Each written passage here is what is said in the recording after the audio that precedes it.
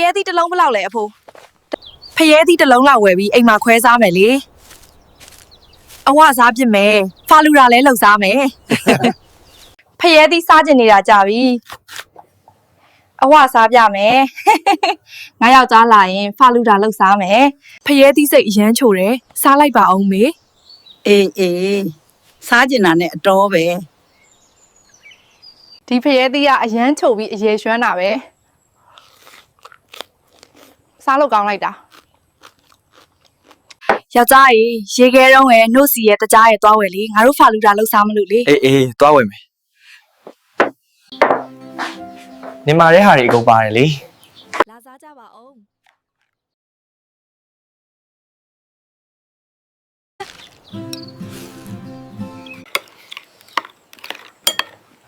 ကောင်းလိုက်တာဖာလူတာလေးကချိုပြီးအေးနေရောလာစားကြပါအောင်